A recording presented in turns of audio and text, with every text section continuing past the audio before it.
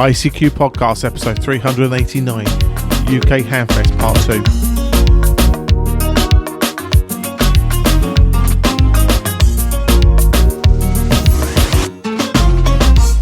Well, hello fellow Amtown radio enthusiasts, and welcome to this, our 389th episode of the ICQ Amtown Radio Podcast, supported this episode by our monthly and annual subscription donors. In this episode, we join Martin M1MRB, Dan Kilo Bravo 6 November Uniform, Caryn KD2 Golf Uniform Tango, Edmund Mike 0 Mike November Golf, and Ed DD5 Lima Papa to discuss the latest Amtown radio news. Myself, Colin M6BLY, rounds up the news in brief, and this episode's feature is our continuation of a roundup from the people we spoke to at UK Hamfest. Well, as always, it's your very kind generosity and showing the value that we do that keeps your ICQ podcast working away. And we ask you to consider supporting the show by thinking the value you got from the show, turn that into a financial figure, and visiting icqpodcast.com/donate, where you can send that value to us to help us pay our way, our bills, etc., and keeping not only the podcast show but projects like the newsletter and the digital group and the website, etc., running along in the meantime. So we'd like you to consider that and join our monthly subscription donors that have helped us to do this show today.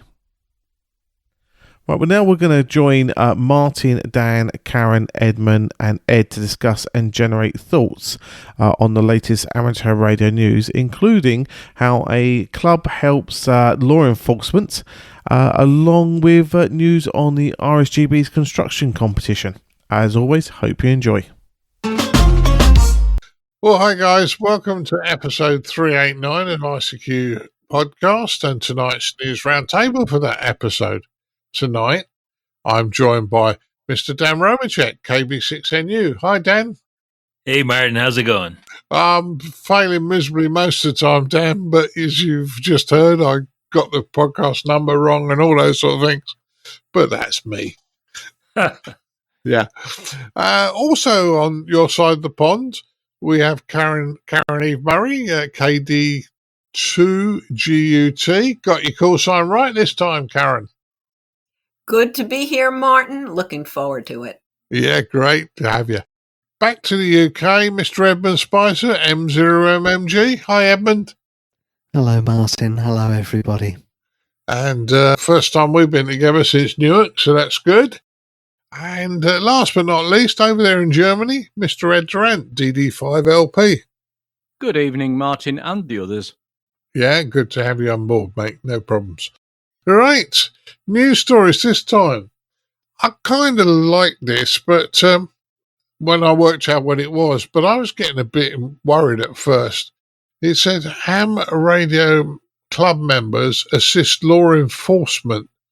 And I'm thinking, no, we don't want to be having amateur radio guys running around in Ivy's vests, thinking they're a local militia. But it wasn't that, so it was helping out at a big state fair, which I think is a good thing to do. I'm going to go to Dan first. What do you think, Dan? So I think this is a good use of amateur radio skills, if not amateur radio specifically. You know, they're not using ham radios to do this, but the skills involved do translate to this activity pretty well. Yeah, I think they do, because we've done similar thing at a park once for helping the police out as a group of amateurs. But yeah, I think, as I say, my first initial worry was, hey, don't want people running around Ivy's vests thinking they are the police. Caryn, what's your thoughts on this one? Well, I think it's important to use your resources, whatever they might be. Anybody with a radio can still be the eyes and ears. If you think about it, here in the United States, many police forces have what they call auxiliary officers. They are not police, but they're people who might patrol the neighborhood and look around and see if there's a problem. And it's not their job to take care of the problem, but simply to be the eyes and ears of the local police and to call it in. So this is a perfectly good and acceptable use, and really not without precedent. Yeah, and You know, we always like to use our radios and go off and do a bit. And all right, maybe they might not have been using their radios here, but we have a lot of skills as amateurs. Ed, what's your thoughts on this one? Well, the expression of using eyes and ears as a service to the emergency services, whoever they are, is very applicable here, because this particular story was at the county fair and they had a large tower with cameras mounted on the top of it.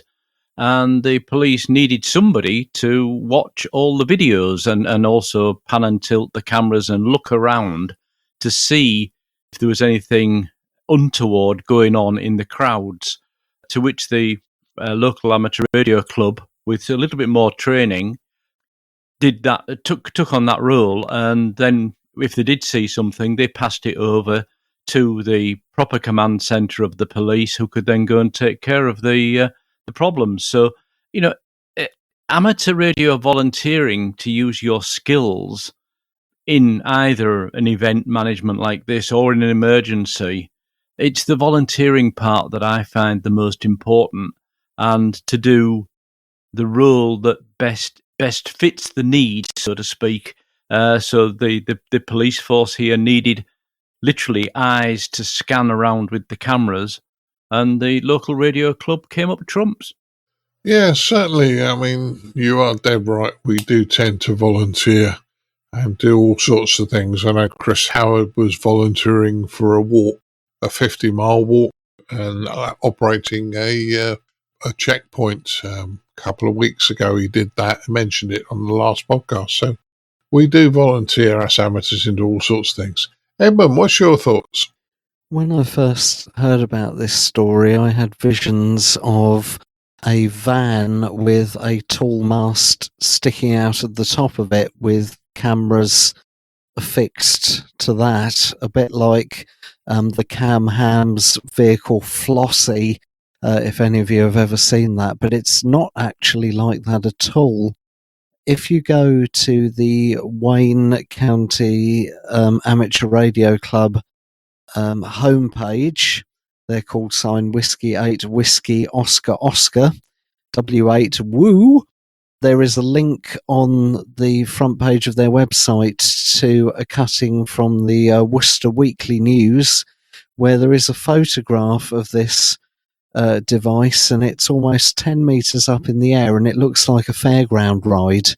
It's a control centre on stilts, and there's a photograph of the aptly named Eric Mast sitting in the control room, surrounded by screens. So it's well worth reading that newspaper clipping.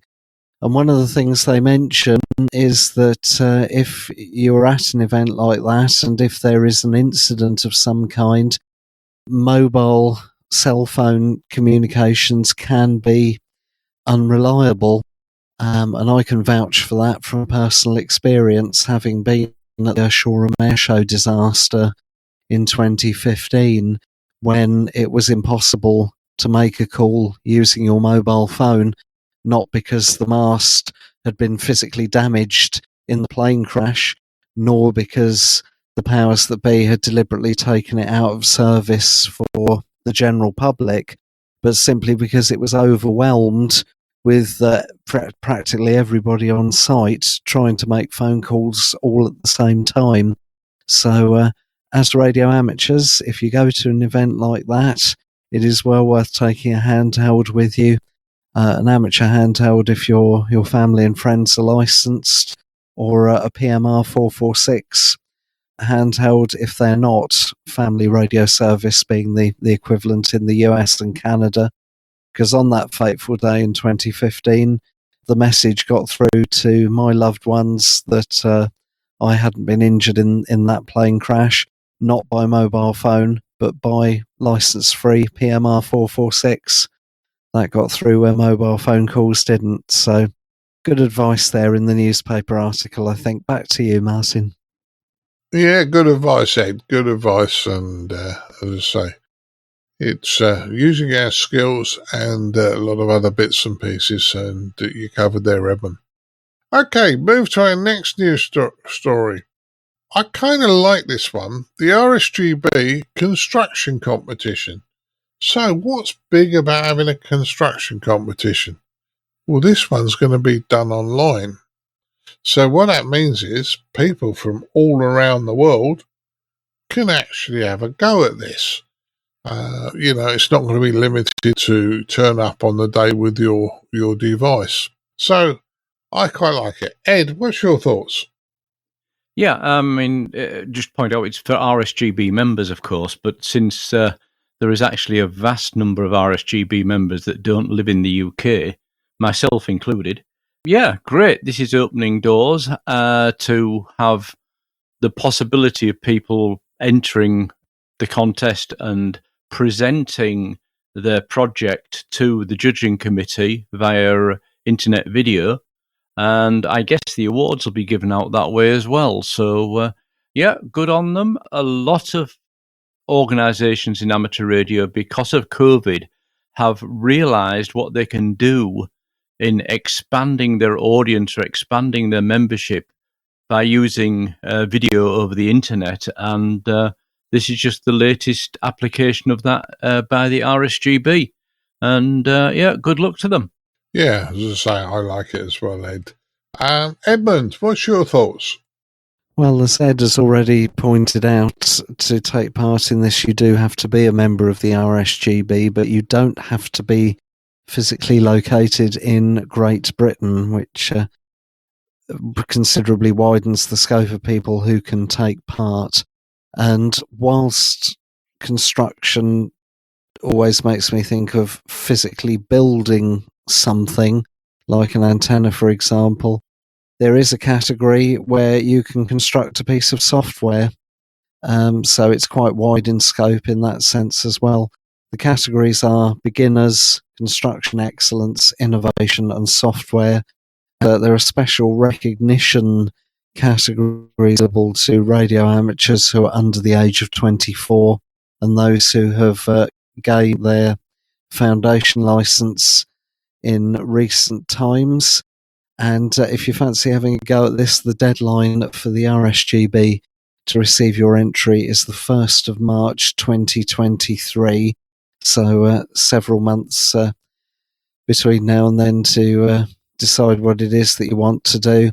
And the last word that I'll give will be to read the quotation at the bottom of the page on the RSGB site, which reads, "Nobody is going to pull your work apart to prove why it is wrong. What is being judged in the competition is your creativity, your care, and your passion." Yeah, I understand that. And I once remember entering, I got called by the club, then secretary, and he said, Martin, have you built anything recently? We need something for our construction contest because there's going to be hardly anything here, and we've got an external person coming to judge. And I'll be honest with you, I don't normally put my stuff in. I build stuff for me, and that's it, and I'm quite happy. And this guy came along, and he didn't like my sealed lead acid charger I built. And he said, "Oh no," he said it's he said, "You've got exposed wires. When I take the top off, you got exposed wires." So I'm thinking, I don't care. I built it for me. When the lid's on, it's perfectly safe. But anyway, I took a bit of caning for that, and so I do hear where you're coming from on that one, Eben. Caryn, what's your thoughts? Okay, well, the fact that this is a contest that is a judgment-free zone, I think makes it very welcoming. The fact that it is a little more global makes it very, very welcoming. I think it's an affirmation of the creative spirit that is a big part of amateur radio, but especially gets me to wondering, there's a long window of opportunity for people to come up with something and enter. You have the first quarter of 2023. I would be very interested in seeing in March how many people actually joined RSGB as a way of being able to enter the contest. I think this is a very clever way, and I don't know if they meant it this way, but very clever way to build membership, get more people onto the roll there. But if they did intend to do it that way, well, good for them. Yeah, it's an interesting way this has been set up, and that's because it was new and the way they're doing it, I kind of liked it. Dan, thoughts on this one? Well, I am a member of the RSGB. I don't know that I will enter this contest, but I like Caryn's thought there that this could be a good way to get people to join. I just got a email from our ARRL division director saying we should encourage people to join. Maybe the ARRL could take a page from the RSGB book on this particular point, getting people involved. Yeah, what I was to say, I think it's good because it does allow people like yourself and Frank. I know Frank's an RSGB member. And Ed in Germany, that if you wanted to take part in this, you could, whereas in other years you couldn't. So, it's nice that they're using internet technology to widen it for the memberships worldwide. So, good one, RSGB, on that one. Right. Moving down the list, young Ham from India sets off for an Antarctic trip. Now, I never thought about India having research down in Antarctica, and equally for this poor person, coming from a really, really hot country into a really, really cold part of the world, that's going to be like a double shock for them. But there you go. Caryn, do you want to go first on this one? Sure. I love this story. When I first found it for Newsline, I misread it, actually, and I thought, oh, he's going on the expedition. That's very cool. But that is not the case. He will be working at the research station, and he will be utilizing his radio skills while down there and helping the scientists. He's going to be part of the support team. He's not really doing the actual research, from what I understand. So he will be assisting with communications. Once again, it shows how amateur radio operators can be so useful in communicating in just about every venue, whether it's at a public event, a marathon, a state fair, helping during a crisis.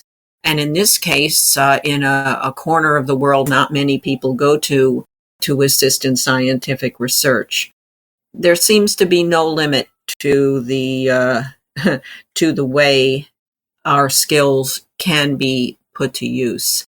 Like you, I do wonder where he's going to shop for all that clothing that he needs to wear down there. I don't think they have heavy lined overcoats in India, but my guess is they have clothing for him down there, and he will be well equipped and made very comfortable. And I would be interested in hearing what he has to say when he gets back. Might even be worth an interview.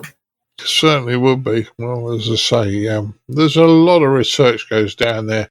Us on the podcast have interviewed a gentleman called Mike Gleistein from one of the research vessels, and Sir David Attenborough, I think, is the ship he's on at the moment, which is one of the research vessels down there, and that's always very interesting to hear what he has to say when he's down there.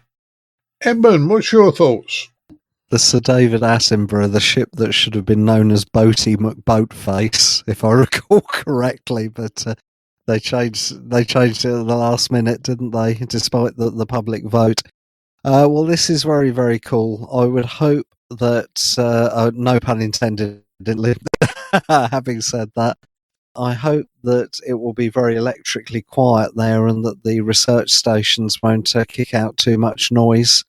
And I'm sure it'll be great fun getting a dipole and laying it along the ground and have it behave as if it were a long, long way up in the air, because I gather if you're standing on a block of ice, you can actually do that. You can put your dipole or antenna on the floor and it will behave as if it was a long way up in the air, because even though it's on top of the ice at your feet, it's still a long distance above the actual Earth's surface. So things like that could be great fun.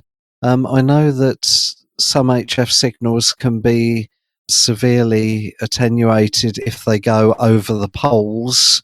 So hopefully that wouldn't cause too much trouble on the HF front.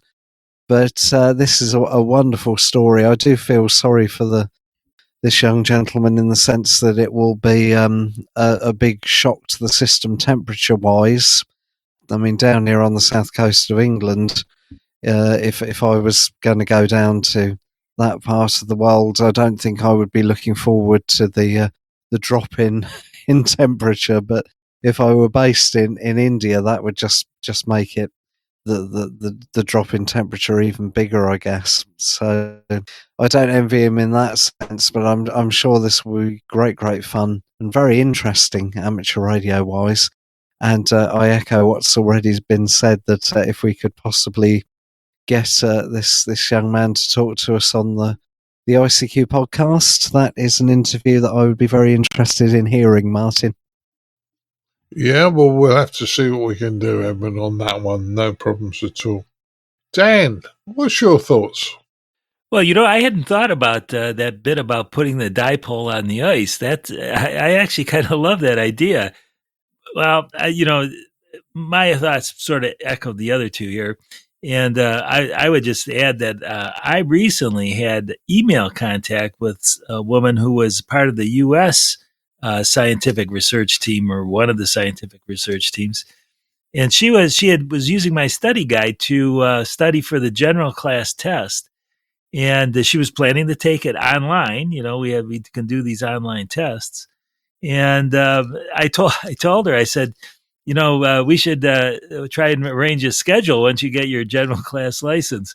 I haven't heard from her yet, but I'm still hoping that maybe I'll have a schedule there with someone in Antarctica before long.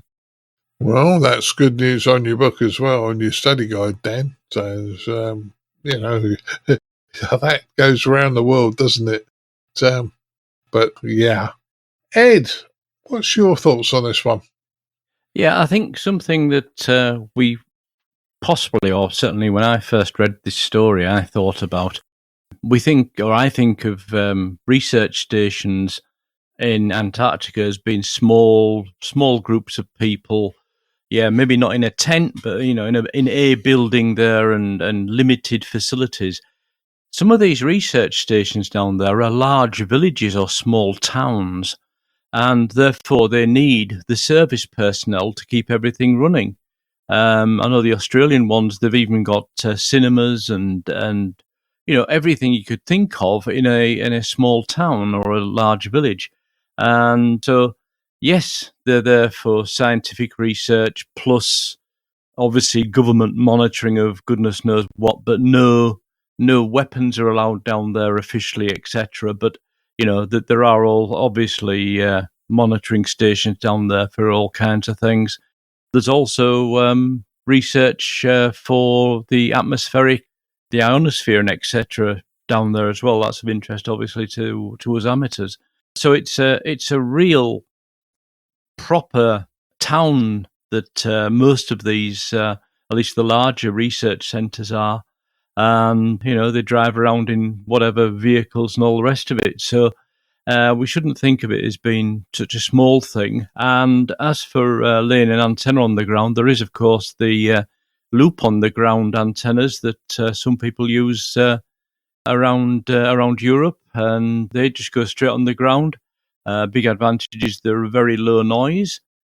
So used often more for the lower HF bands. But all good. I wish this gentleman well in his trip. And and don't forget, of course, in the north of India, you've got a lot of mountains. And so, I wonder if he went on a skiing holiday before he went down to Antarctica to acclimatise. Certainly no problem with getting clothing in India to cover these temperatures. I think that's going to be the least of the problems. And they've had research stations down there for some time. on looking this up, there are actually currently 2 research stations. The original research station, I believe, was closed some years ago in the 90s, but there is still 2 Indian research stations in Antarctica, along with research stations from a lot of other countries. So, radio from down there, from some YouTube videos I've watched, is rather strange. So it's a bit of a law to itself. Back to you, Martin. Yeah, sounds interesting, Ed. And we always think, I suppose most of us think of Antarctica as being, in the olden days where there was very little down there and it was very, very bleak. But if the various countries have put the investment in, then there's no reason why there shouldn't be pretty much small towns down there now as researchers. So, Right, moving on to our next news story, and this is one that really does hit us amateurs, is that ham radio news information channels shrinks by 2. So where else are we going to get the news, guys? Yeah, that's my problem, and Caryn's as well. Caryn, do you want to go first on this one again? Yes, thank you, Martin. These 2 losses are big losses. I think anyone who is familiar with Southgate amateur radio news is going to feel this one. We already noticed when news items stopped appearing there. We at Newsline, we look to Southgate as one of the in baskets, as a starting point for many of the stories. I think Richard did a wonderful job, and his death, unfortunate death, really, it just hit many of us. We relied on him to give us news from all corners of the world, and he was a wonderful resource. Where we go from here remains to be seen. There is some talk about reviving the website and the news service under someone else's operation. We'll see. But on the other hand, loss of the Ohio Penn DX Bulletin, that is going away. That is definitely going away. Now, the archives will remain for anybody who wants to look back and see any DXpedition news, any stories, anything relevant. That will not be taken down. That remains like a living library. But after so many years of publishing, really 3 decades of unpaid, not uncelebrated, but certainly unpaid work, Ted Mergliota, KB6NU, has decided it's time to do other things, and I don't think we can blame him. He worked rather selflessly on this. In fact, the webmaster on that site is recommending that people nominate him for the one of the CQ magazine halls of fame, and he had posted a note on the website indicating that. Certainly, Ted really put together beautiful bulletin almost every week, I think, except for vacations. So, we're going to have to, Martin, I think we're going to have to work a little harder. What do you say? Yeah, I think we will. And, even if you didn't use the news stories in these places, they were always a very good read. And we're limited by time on how many news stories we can do. But there was some great stuff on both Southgate and the Ohio Penn DX Bulletin. Ed, what's your thoughts? Yeah, I just want to echo what Caryn said, and the loss of Richard G4TUT is a major loss. But in both of these cases, both Southgate ARC and the Ohio Penn DX, there are examples of services that are run by a single person. And, that's maybe something that we want to avoid in the future, simply because somebody can not necessarily die, but they want to retire from it and do something else, or they get sick, or whatever. Yeah, it's great that these people do provide these services, but when it's one person doing it, that's not good for them, because they'll got the full stress all the time. They can't take a break, and it's not good for the hobby if time comes and they can't do it anymore. So, I would hope that if we do get... I used to always describe Southgate ARC as the writers of amateur radio news.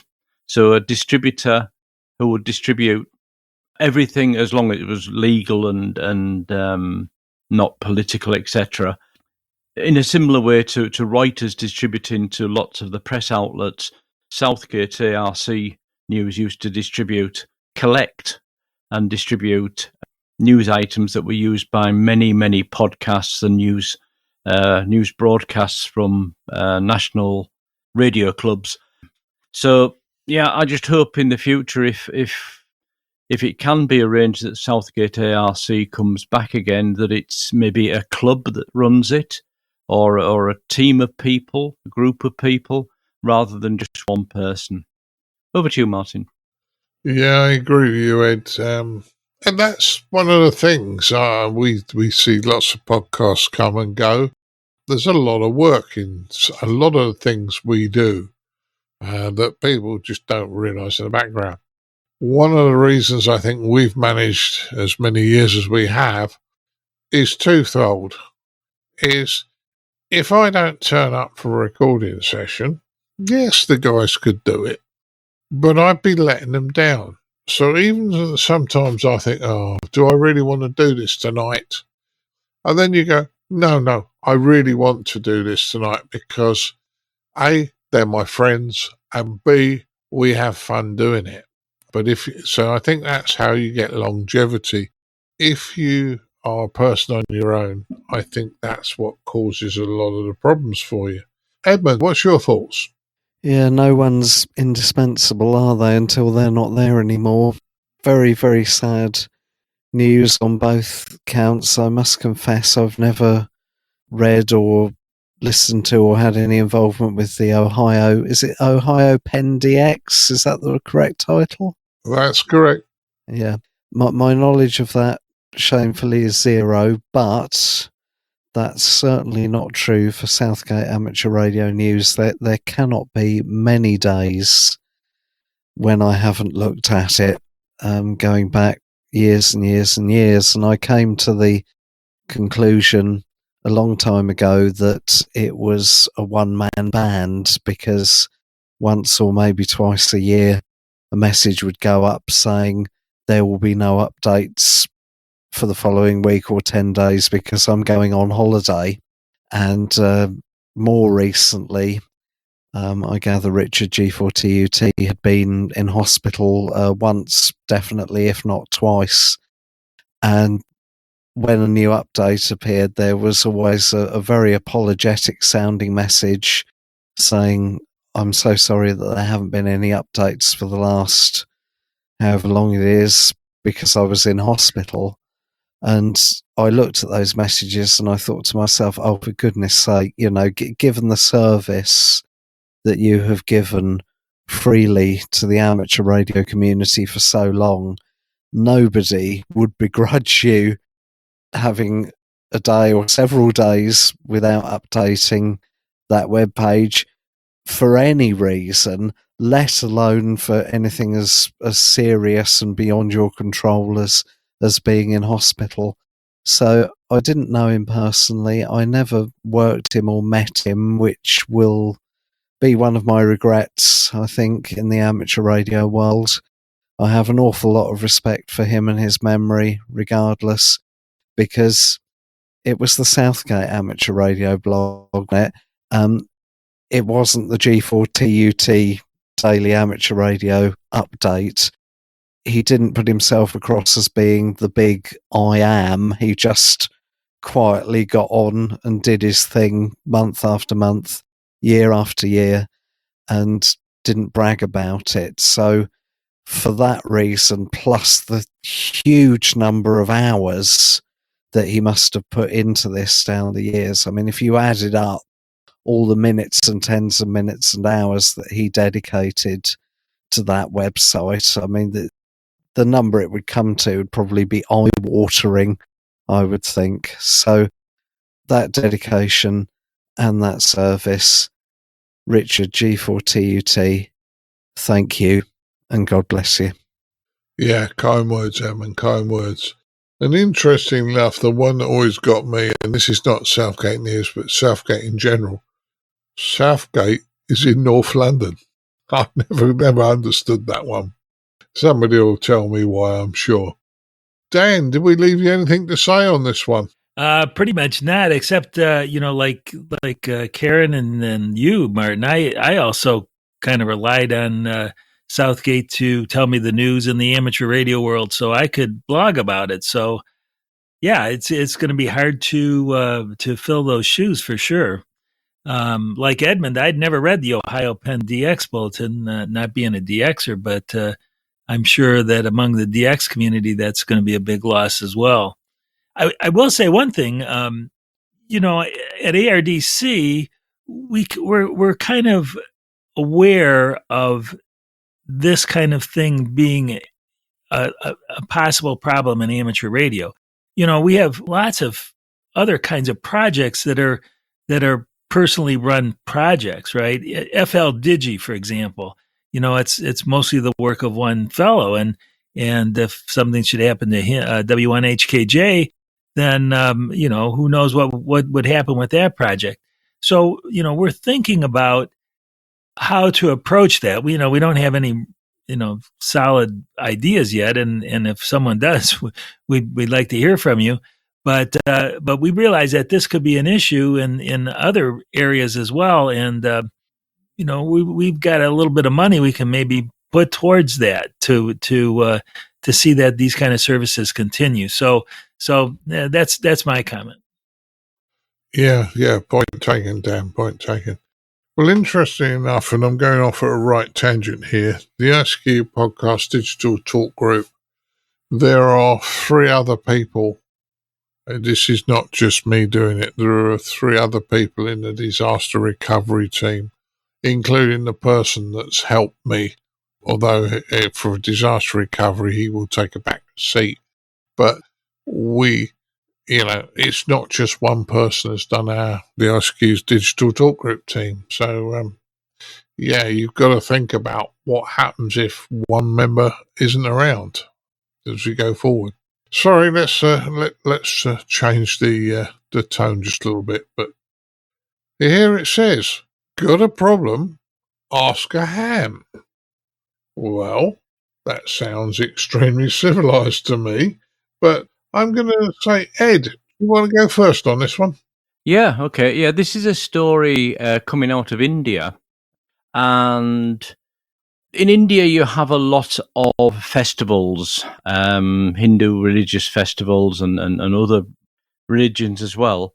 And they make a good party of it. And in this particular case, in West Bengal, they put up a lot of lights for the festival, which all sounds great. And yeah, because there are modern solutions. You use LEDs, and that was all fine until the police suddenly found that their radios weren't working. There was so much interference they couldn't use the handheld radios. And as it turns out, whereas in maybe other countries, maybe the US, the UK, they'd probably go back through their civil service channels to the appropriate group within the national regulator, and they'd send somebody out to try and find out what was going on. In this particular case, that's not something they can do very well in India, it seems, or not in this region, in the time frame that they needed. And as it turns out, they approached the West Bengal Radio Club, and one of their members, who is actually a qualified physicist, ran tests on the radios, thinking that the radios might be the problem, only to find out then, no, that's not it. It is indeed interference that's getting in, and it was coming from cheaply made holiday lights that were strung around the streets, and the LEDs, or fact, we've discussed this before the recording. Rather than the actual LEDs themselves, rather the switch mode power supplies in the base of the lamps, which would be taking the voltage down from mains voltage to the voltage you need for the LED, we're putting out interference like nobody's business. And the ham then said to the authorities, okay, go and tell everybody they've got to change the bulbs. What they've used there are causing this interference. And when they actually installed locally made LED bulbs, the problem went away. So, yeah, a case of a little bit of technical knowledge and skills.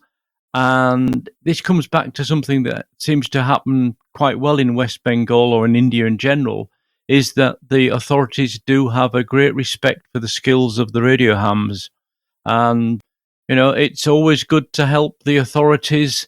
Who knows when you need their help? And there's a good example for the hobby, and it also got some good publicity in the Telangana Today paper. So, yep, another good action, and building hopefully on the respect that the authorities have for the hams in India. Yeah, well, ham radio in India certainly is. We're hearing lots and lots, so it's certainly coming to the forefront, or is far more respected out there. Dan, what's your thoughts? Well, I like this story too because it shows that we're able to, another way we're able to help out, just like the first story we talked about. And I think that it can be more and more of a function that we serve, no matter where in the world. You know, here in the U.S., you know, we tend to rely on the FCC to do this kind of thing, but you know, with budget cutbacks and all, I don't know that you can rely on the FCC to do this kind of thing. So, ham radio operators, this is an opportunity for us to step in. And I hate to keep bringing up ARDC, but ARDC has funded a couple of local ARES groups. Well, in one case, it's a whole division-wide group to outfit the people with equipment that can find the sources of RFI, and mostly it's for amateur radio operators so that they're not interfered with, but they certainly could also be used, like in this case, to help local communications officers. So that's a good story all around, and I think we'll probably see more of this in the future, not only in India, but elsewhere. Yeah, I think it's a good one, Dan, as I say. Caryn, what's your thoughts on this? Well, I have to say, I'm seeing today a bit of a theme, a bit of a thread running through a lot of our stories, and that is the theme of partnership and the theme of cooperative effort between amateur radio operators, volunteers, basically, with expertise in technical areas and communication, working with the authorities. You know, obviously, in weather situations, that's been established for a long time, and we carry stories about that. But this is an interesting one because these festivals, important to not just a few dozen people, these are massive, massive celebrations, gatherings, in this case across Kolkata, and the lack of police communication could have had disastrous consequences. So once again, partnership, recognition, it's just another example of that. Dan, I think what you said is absolutely right. We have perhaps more resources here in established channels. Parts of other countries may not have that. But what a great thing, and what great recognition. And it's just another way to cement good feelings and a sense of interdependence between established agencies and a group of super smart volunteers. Certainly is on that one. Edmund, what's your thoughts? I can't think of anything to add, Martin, beyond what's already been said. Well, That's a fair statement. And as I say, we've done a lot about has skills and how we help out around the world. So that's okay. Okay, then, Edmund, I'll move to the next one. Ed, you put this one in. If China declares war, these ham radio enthusiasts could be crucial. Would you like to sort of expand that for us? Yeah, this is a story from the Los Angeles Times, which originally came, I think, from the Times in Taiwan, and also respect to W0PV, who submitted it onto QRZ.com as a story as well. And you can read the story on QRZ.com. It's probably the easiest place to find it. What the story is about is amateur radio in Taipei, the capital of Taiwan. And for those that don't know, Taiwan is an island off China that is not part of China. And basically, at the time of the revolution, a lot of people fled to Taiwan and set up their own country. They are in a political problem area, we should say, because the mainland China would like to take Taiwan back into being part of their country, which the US and some other countries will support Taiwan in stopping that happening if they possibly can. What this story is about, or how it's been angled, is that if the worst should happen and war was declared, the radio amateurs of Taiwan would be a last line of defense for communication, so to speak. I have a problem with this report because it's talking about amateur radio being part of almost the military effort, which I don't think would be the case. I think these, again, well-trained, skilled people would be taken into the radio divisions of the Army, the Air Force, and the Navy in Taiwan to serve their country. However, the way this story is written suggests that amateur radio would be a tool for communication during a war. And what we've seen, of course, and they make comparisons to Ukraine and Russia as well, but what we've seen in Ukraine is that the amateur radio was stopped when the war started. It was made illegal, that you couldn't operate. Whether that's still the case or not, we're not sure. Whether, in fact, that law has come to an end and now it's okay again, or whether it's still not allowed to operate in Ukraine. The point I'm making is I would expect the same thing to happen in Taiwan should a war start, that amateur radio would be closed down in Taiwan, and possibly even the equipment locked away so that it couldn't be used by spies or whatever. So we read through the story. There's a lovely story about a big local club meeting down by the river, and about operators there operating portable on CW on sideband, talking to the world. That part of the story is good publicity for the hobby, but it's linking to the use of amateur radio in wartime, I think, is inaccurate, quite honestly. But the listeners can read the article for themselves and see what they think. Back to you, Martin. Yeah, I agree with you, Ed. I would be very worried if we as amateurs were being used in a war environment, and that's not me not caring about my country and things like that. But our license, we're not supposed to be political and one thing or another.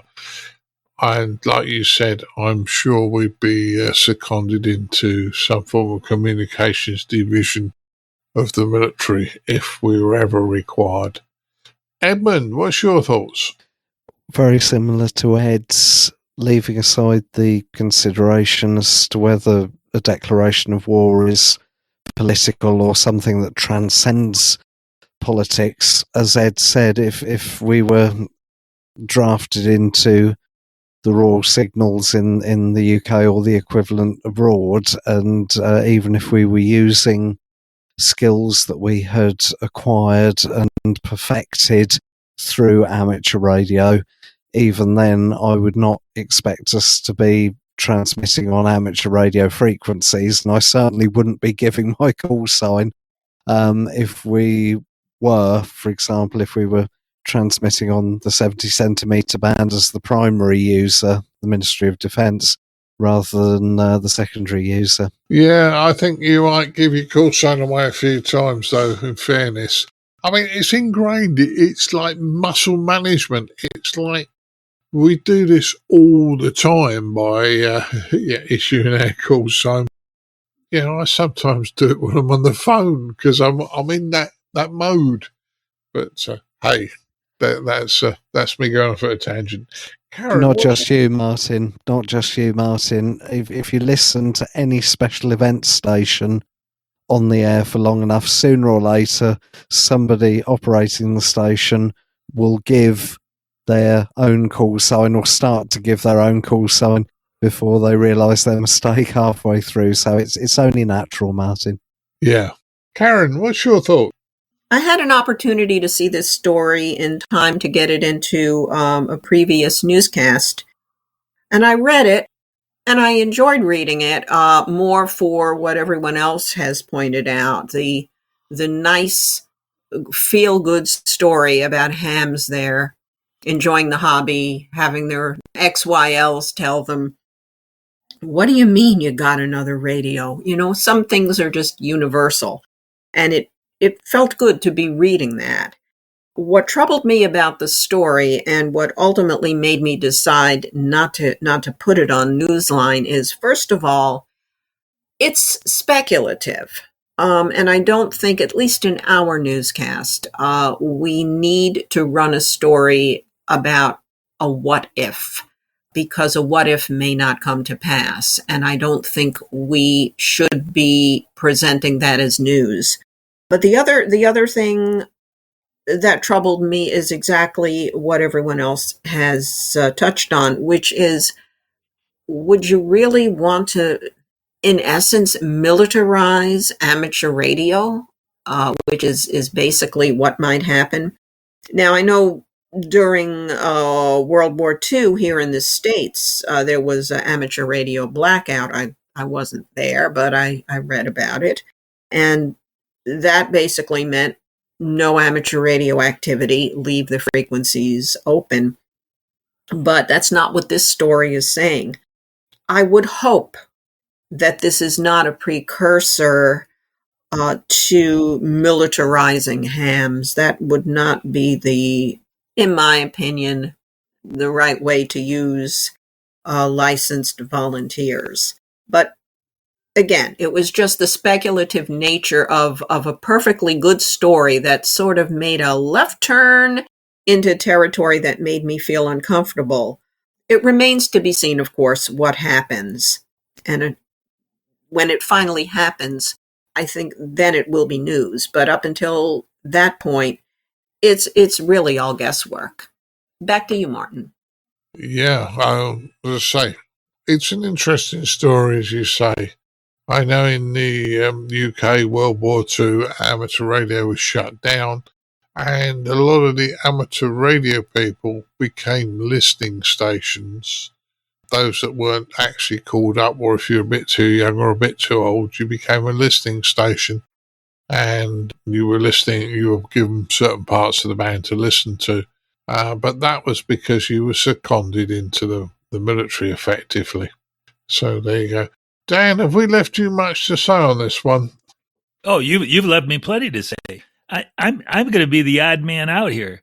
I think that what these fellows are doing is nothing more than what a lot of hams here in the U.S. do, is preparing for some disastrous situation. Now, whether or not they're allowed to use ham radio legally, if Taiwan was attacked, I mean, that may be beside the point. I've in the last 6 months, I've worked a couple of Ukraine stations, for example. Were those pirates, or I was thinking maybe they were in occupied territory and therefore felt they could legally operate. I don't know, but what these guys are doing, is just preparing for the worst. And I don't see anything wrong with that at all. There was I didn't read in the story anything about them being a part of the military or anything. I just think they're preparing for the worst. And, even here in the United States, we have Part 97.1, which is part of our rules, which sets out 5 bases and purposes for ham radio. And one of them, 97.1D, says expansion of the existing reservoir within the amateur radio service of trained operators, technicians, and electronics experts. And, this was written in 1934, I believe. And what were they thinking about then? They were thinking about what would happen in case of war. Would we have enough people that could operate radios to defend ourselves properly? So if you look at it in the light of, hey, these guys are just preparing to, maybe, take part in, be assumed into the military to operate radios, that sounds fine to me. Well, that's good because, in fairness, we often say to people, we don't all agree. We have different points of view. You've come up with a completely different point of view, Dan, which I'm willing to listen to and I'll take on board. And that's good. So, yeah, I can see where you're coming from. But all in all, an interesting news story on this one. And I say that concludes our news stories. Let's find out what the guys and their lovely lady have been up to this episode. Go on then, Caryn. Ladies first. What have you been playing with in radio? Well, 2 things. Most recently, I was a zombie. I did my first QRP event on the Friday before Halloween, the Zombie Shuffle, and contacted other zombies. We basically were given a zombie identification number, and using CW, we were to contact or call CQ and get as many zombies as we could together. My first experience doing QRP, it was fantastic. I never realized QRP could be that much fun. I used to think you could have fun with a linear amplifier. Frankly, I think you can have more fun with QRP because you're really, really flexing your muscles and you're really using your operating skill. So that was a revelation for me. I would do it again in a heartbeat. I have my zombie badge. I am zombie number 1713, and I will happily shuffle again when the opportunity arises. The other thing I did today, just before we had the podcast, is I once again did more portable activation. This has been my year, finally, to make good on my promise to myself to go portable, and I set up again in the back garden going portable. And I think this is my way of gaining confidence before I head out, and I've mentioned this before, a little reluctant to take that big leap, but I think I'm ready now. I got some good contacts operating outside using 40 watts, a buddy pole, the FT891, and my cheap straight key. Had a great time, and maybe by the next time we all gather to talk again, I'll be able to tell you which park I activated from. So that's my big excitement, Martin. Back to you. Yeah, got that one. And I kind of fancy doing parks on the air next year. I've been loosely talking about it and loosely looking at it, so I might be operating from parks as well, Caryn. Dan, what have you been up to since we last spoke? Well, honestly, nothing really new. I still get on the air a lot and make a lot of contacts, but, I've been done a couple of state QSO parties and even just normal regular operation, but nothing really new and exciting to talk about. I think next time we meet, I'll have some more things. I have a few things on the calendar, but I'll save those for next month. Well, but the fact you're on the air a lot, Dan, that really proves you're doing lots of things. I mean, you probably get on the air a lot more than me, in all truthfulness. Edmund, what have you been up to? Well, I attended the National Hamfest in Newark, and that was really enjoyable, seeing as there had been 2 years where the event didn't happen due to COVID-19. And it was really nice to see a few people I haven't seen for a few years and to chat to some of our listeners. And really good fun. So thank you for taking me up there, Martin. I do appreciate that. Since then, in terms of transmitting, I don't think I've transmitted at all, but I have been doing a bit of listening, and mainly on 10 meters, which has been very open on a daily basis for, well, several weeks now.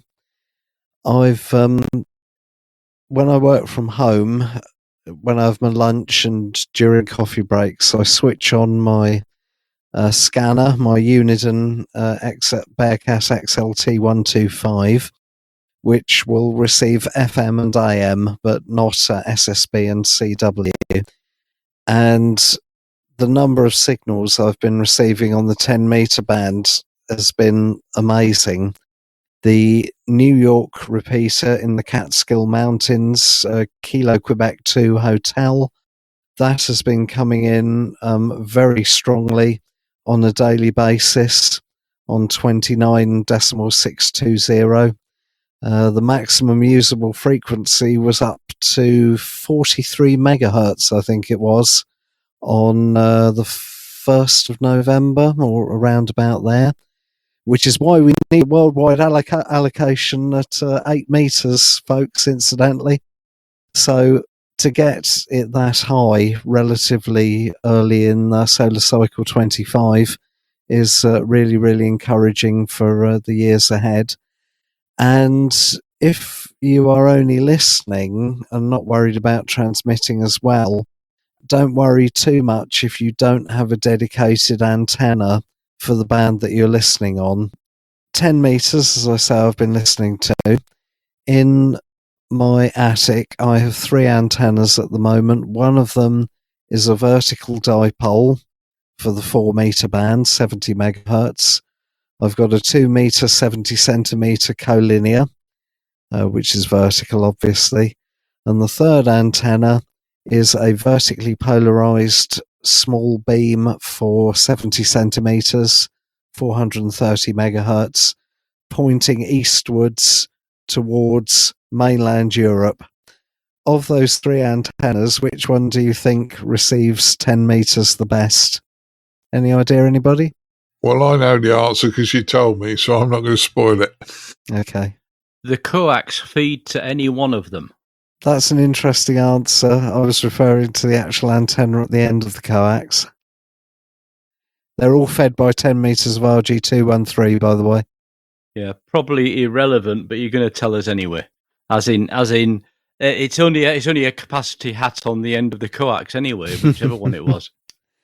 Well, by a large margin on receive, the 70 centimeters Yagi was receiving the New York repeater far better than the other 2.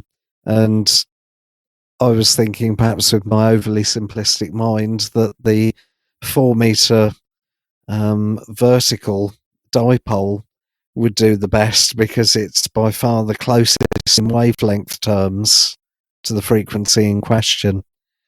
But as you've alluded to there, Ed, you've got to take into consideration the coax with loading on the top effectively. But the point of me mentioning all of that is if you're interested in receive rather than transmit as well, don't get overly hung up if you haven't got a resonant antenna for the band you're listening on at the top of your coax. 10 meters has been in fantastic shape. Oh, and on that note, GB3CQ here in West Sussex, which is on exactly the same frequency as the New York repeater, is just about to shift. The application is with Ofcom at the moment. The repeater keeper wants to move it to 29630 to avoid interference with New York on the same frequency. But I understand from the repeater keeper that GB3CQ actually received a reception report from a station in VK. So when 10 meters is open, anything is possible. But apart from that, Martin, I haven't done anything at all. Well, there you go. You've been playing radio, so that's the important thing. Ed, what have you been up to? Well, in a lot of ways, my report is similar to previous months. And like Caryn, I've been involved in what we probably could call adventure radio. So in other words, portable operations. Behind the scenes, however, I've been working quite a bit on getting all of the HEMA summits defined for Germany. HEMA stands for Humps Excluding Marilyn's award scheme, which probably doesn't tell you an awful lot anyway, but it's people can look it up on the internet anyway. I'm working through state by state, and I've currently finished 9 of the 13 states in Germany. So my target is to finish all of the paperwork that defines the valid summits for the award scheme for Germany by the end of the year, hopefully before Christmas. I've also been doing some summit activations as well, both SOTA and HEMA. Probably some of the last I'll get to for a while, because as we move into November, the higher summits are more difficult to get to, not just because of the weather, but because the lifts all stop for the annual maintenance. From the beginning of November through to like the week before Christmas, the majority of lifts are actually closed so that it can be mechanically checked and serviced and everything else before the start of the skiing season.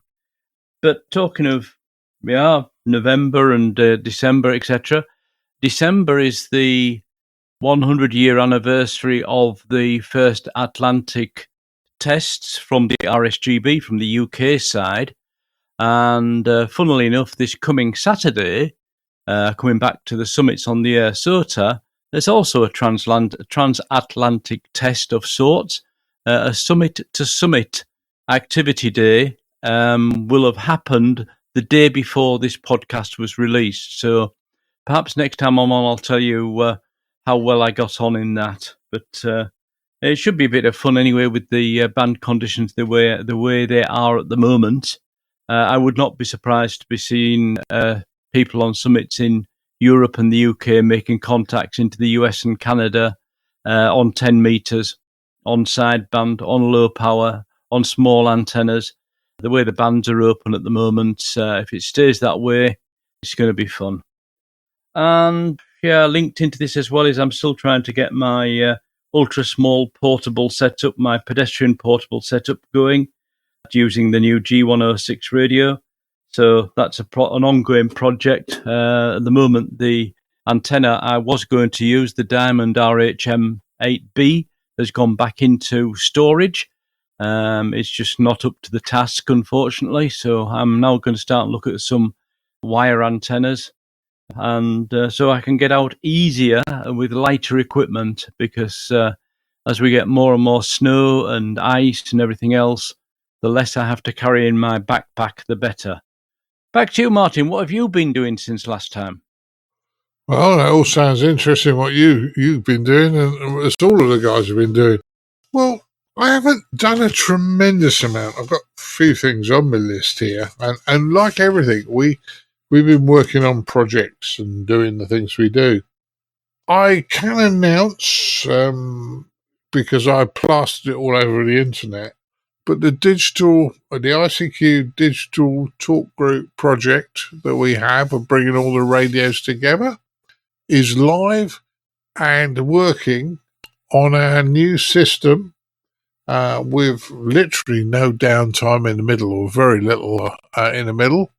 And we're actually live on 5 modes, being Brandmeister DMR, D-Star, Yaesu Fusion, P25 NXDN.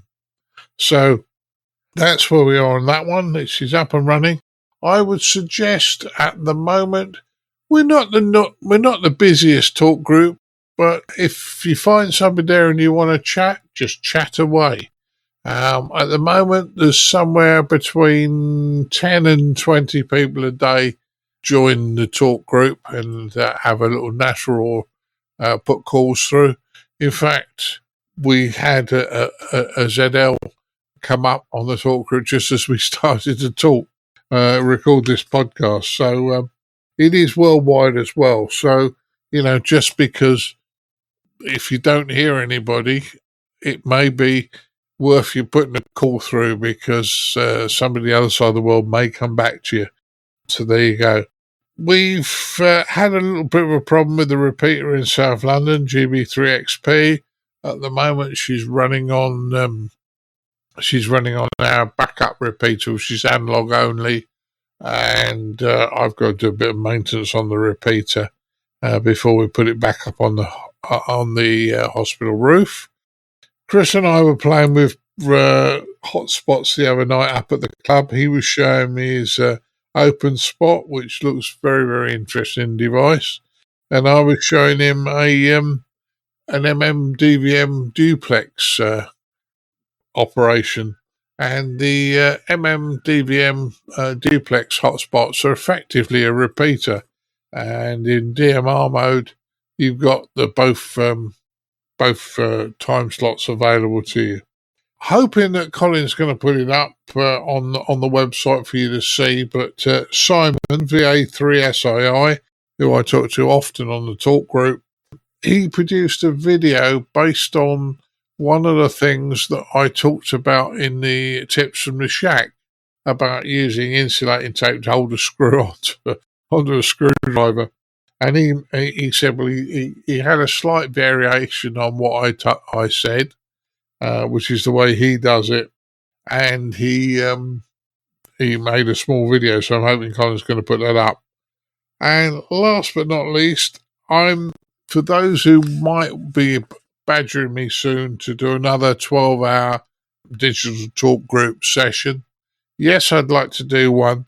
But in fairness, looking at what's coming up over the next few weeks, I know I'm out and about, and you guys are going to be out and about. You guys over in the States have got Thanksgiving towards the end of the month. You've also, then we run into the Christmas month, and, there's family commitments. Although we will steal away time to play radio, there's family commitments. So I'm probably thinking about doing another 12-hour session sometime early in the new year, so that anybody who's got a digital radio can come and chat. So that's what I've been up to. Not that exciting, but from a radio point of view, but I've certainly enjoyed myself chatting to a number of people on the digital talk group. So all that's left for me to do now, though, is thank the team for joining me tonight. I'd like to thank Mr. Dan Romanchik KB6NU. Well, my pleasure. Been a fun show. Yeah, it's always fun, isn't it, Dan? I'd like to thank Caryn KD2GUT, even getting a call sign right for the second time today. Well, that's great, Martin. It's always fun, and you're inspiring me to get my foundation license. Hey, you've got a license in the States. You want a foundation license in the UK? Well, in case you give me a different call sign, it'll make it legit. Oh, that's true. That's true. All right. For those of you who haven't worked out this, I quite often get Karen's call sign wrong and call her GD2, which puts her on the Isle of Man. So that's, yeah, my failing, Caryn. I'd like to thank Mr. Edmund Spicer, M0MMG, for joining me tonight. Thank you for having me on, Martin. No problems at all, Edmund. No problems at all. And last but not least, I'd like to thank Mr. Ed Durrant, DD5LP. Yep, thanks, Martin. Great time as always. And to all the listeners, stay safe, stay healthy, and get ready for all the stress of the upcoming Christmas season. Oh, don't. But it's coming. I know Mrs. B will start getting very, very agitated. Yeah, have you seen what's in the supermarkets and the shops? All the Christmas chocolates and everything are already there. Crazy. Oh, yeah. But I don't get excited about Christmas, and Carol does, and I just don't get wound up by it. There you go. Anyway, I'd like to say 73s to you all. Thanks for joining me, and we'll do it all again soon. 73. 73. 73. Keep your amateur ham radio podcast advert free by donating less than a length of coax. Visit www.icqpodcast.com/donate now. For all the news, links and information, visit www.icqpodcast.com. And now it's time to have a look at the news in brief from me, Colin M6BLY. We start with news for date for your diary here. The RSGB has announced their AGM date for next year. It's going to be their 96th AGM, and it will take place on Saturday the 15th of April. Along, obviously, with the usual stuff, will become the voting process for, obviously, the boards, etc., going forward for the RSGB. So members are asked to appear and consult their RADCOM for more details, etc. But so if you wish to attend, the 15th of April is the date that will take place.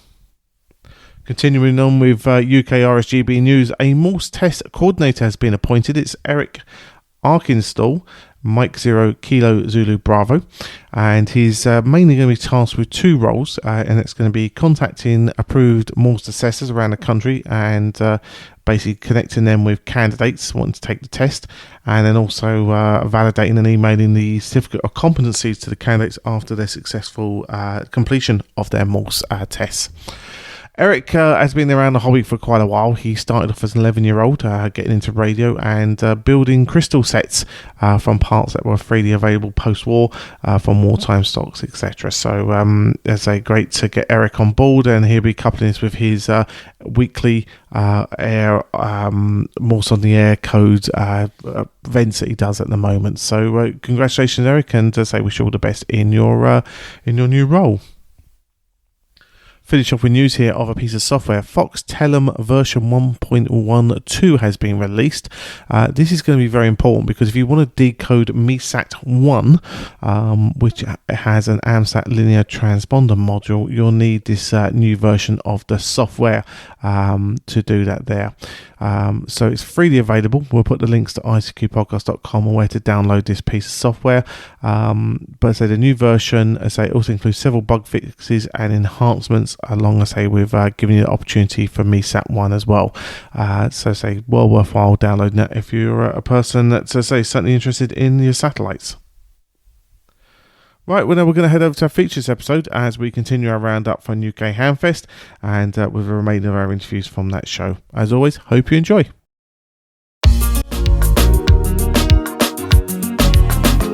And now what you've all been waiting for, this episode's feature from the ICQ podcast.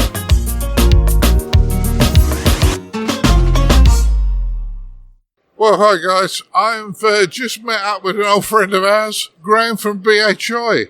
Nice to see you again, Graham. Yeah, nice to see you too.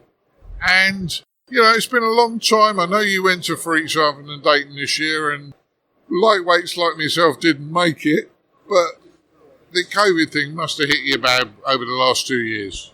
To be honest, it did hit me bad in a certain aspects, the same with most people with going out.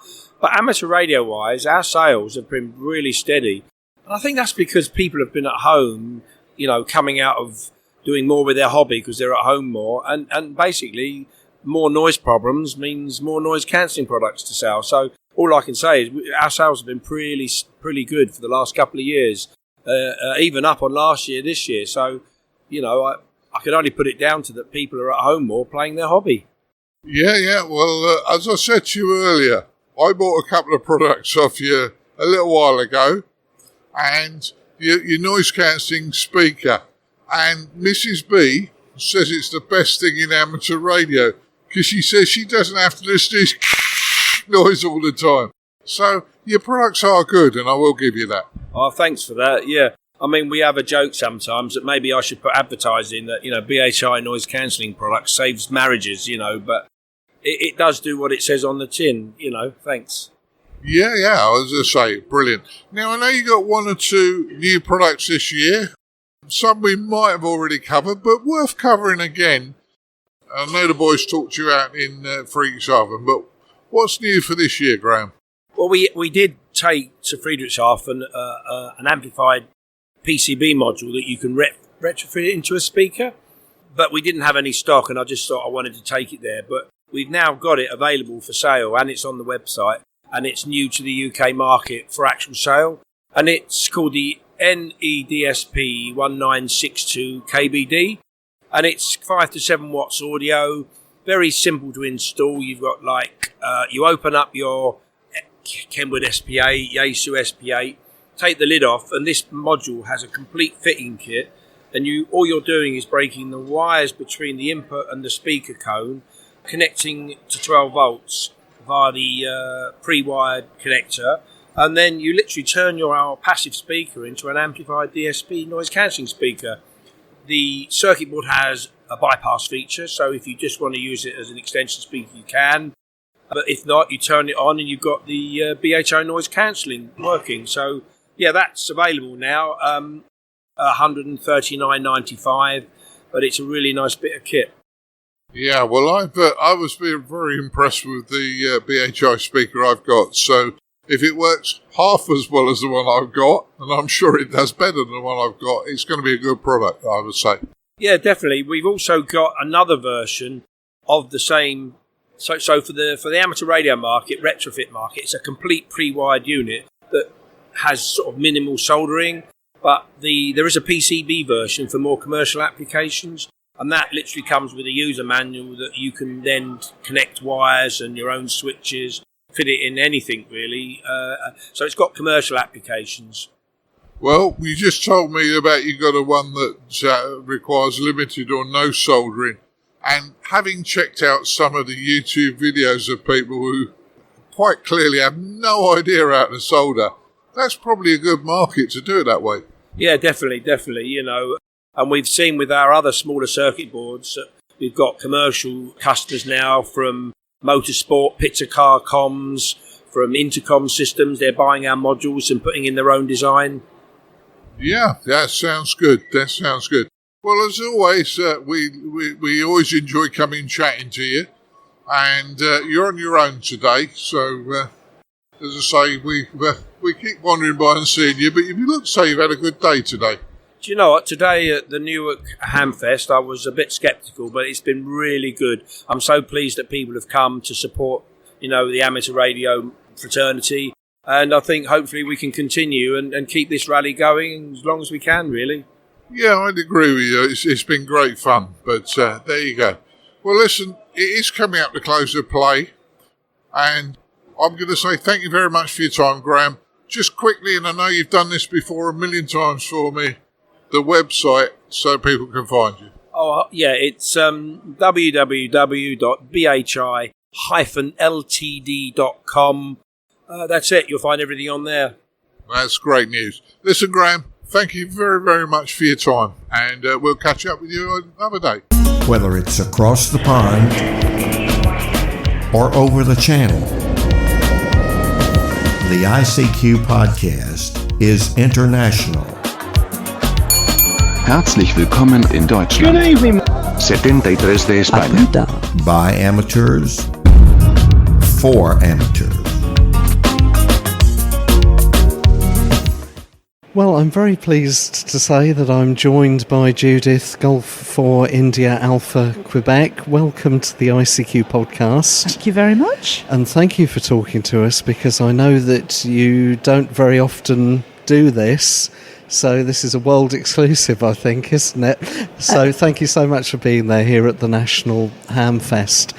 I'll talk or discuss with you a little bit in a minute about the two organisations that you are here helping out today.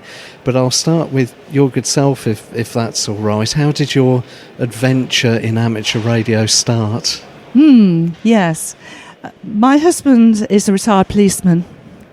And he visited Boots in Loughborough, spoke to the manager about a shoplifting incident, came home and said, I want to be a radio ham. And I said, "Oh, dear, that's nice." That's how it began. Tom Shepherd was a radio ham. His wife, Rita Shepherd, G3NOB, was also a radio amateur. And they kind of took us under their wing and encouraged us. I'll put it politely like that and say encouraged us. They gave us LPs with the Morse on it at various speeds so that we could learn. Dave has an electronics degree, so he taught me all the technical stuff because I was really not techie. I had an O-level physics, O-level, that was it, all I knew. And I was slightly more musical than him, so I helped him with the Morse. And together we mackled our way through. Passed, surprisingly, the RAE on old papers. Didn't have any other tuition.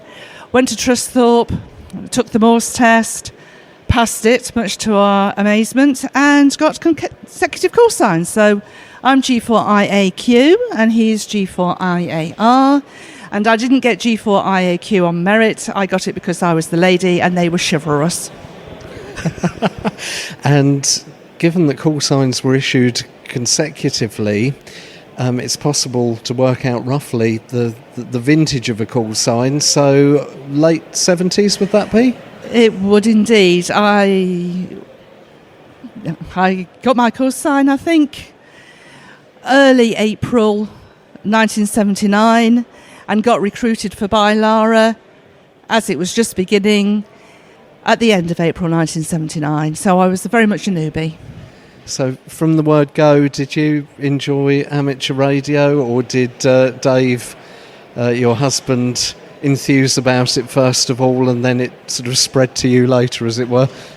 I nearly went crazy when he brought back a listening device, and I could hear all the white noise and squeaks and squeals, and thinking, wow, what am I going to do about this? I either walk away or I join him. So I decided to join him.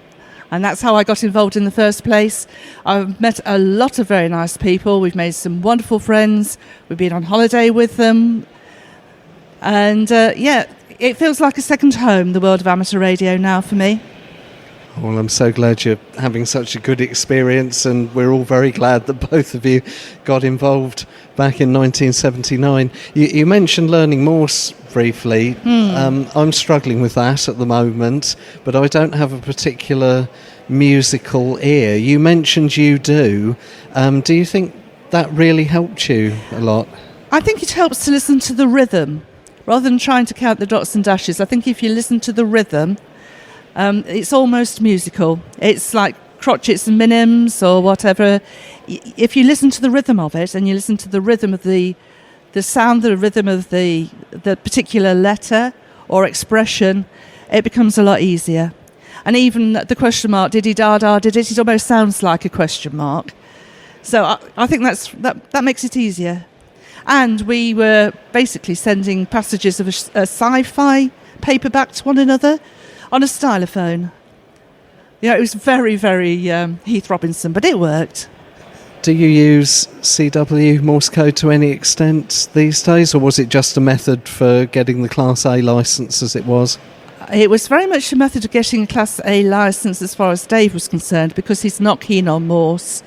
I had 2 Morse skeds for a few years. There was a disabled amateur who lived in the Chiltern Hills, and there was a blind amateur who lived in Northamptonshire, G3VUH, Mike Blackwell, and we used to have weekly skeds on CW then. It gradually tailed off, but for quite a long time I did do it. Now it sits in our garage, languishing, because Dave doesn't like CW, and I feel obliged not to do it because it's going to upset him. But we did learn, and I can probably send. I'm not sure how I can receive now. Well, that's very interesting. Thank you. I mentioned that you are associated with 2 different organisations. The first one I'll come to is Bylara, not least because you're wearing a Bylara t-shirt with the logo on it. For people not familiar with that organisation, what could we do with knowing about Bylara? Well, it's the British Young Ladies Amateur Radio Association. And when we started it on the 29th of April 1979, we were young ladies. I was 22. It's one of those cases where a lot of us have grown more in age together as time has gone on. There are young ladies around, but not as many as we would like. Right from the start, we had members from all over the world. We were encouraged to sponsor people all over the world, and they would sponsor us. So we've always had members in Australia, in America, all across Europe. In 2016, we had the International YL Convention at Milton Keynes, and we hosted ladies from all over the world then. Took them to Bletchley, gave them a quintessential cream tea at Woburn Abbey, and they found their own way around Britain in between times. Very nice to meet everybody, very happy, very social event. And Bailara actually thrived from being the hostesses. It's one of those things that we do. For our 40th, we had a banquet at Blackpool and we fed everybody. So I think that's what women do, isn't it? We feed everybody, and I guess that's part of what we are. And ladies don't get older or old, they just age gracefully, don't they? Of course.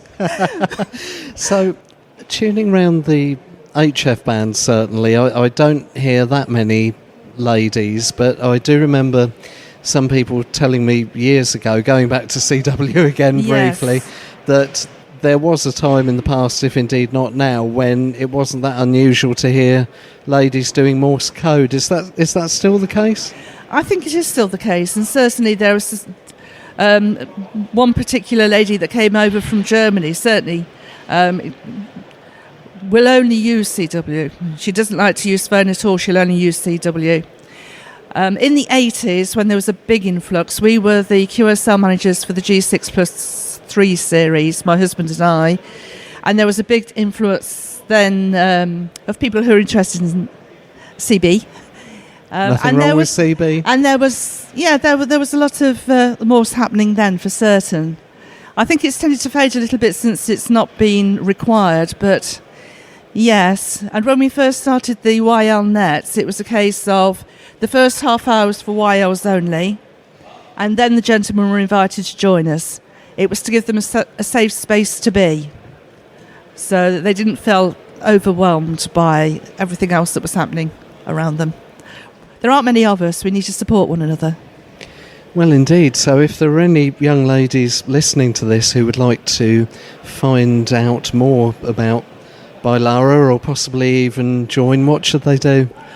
If they go to the website www.bailara.org.uk, they will find information there with all the contact names and telephone numbers, etc. That's probably the best thing to do. If they really feel that they want to speak to me direct, they can have my personal email, but I would prefer if they went through the official channels. Oh, that's wonderful. Do you have any club call signs that people should listen out for or anything like that, by the way? We have Mike 0 Bravo Yankee Lima, which is our club call sign. We have put on special occasions such as Golf Bravo 35, Golf Bravo 40 BYL for anniversaries and birthdays, but the M0 BYL is our basic call, and that is a club call sign which anybody putting on an event on behalf of Bailara is entitled to use. Being responsible for the G6+3 letter series, going away from Bailara here for a minute, that must have been one heck of an undertaking, because from memory that whole series filled up in about 18 months, didn't it? It was an interesting period of my history because I just had my first child. Within a week, Dave was taking part in the miners' strike, disappearing for 12 to 14 hours at a time on duty. So I had a child to feed, clothe, etc. And I was also dealing with probably 7 crisp boxes, sized boxes, full of QSL cards at the same time. Yeah, I don't know how I did it, but somehow I did. Assuming you volunteered, all right, assuming your husband volunteered, did you realise what you were getting yourself into at the time, or was it a pleasant surprise when you realised the scale of it?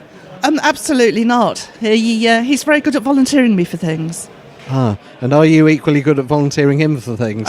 No, I just do my best to cope. Well, that's wonderful.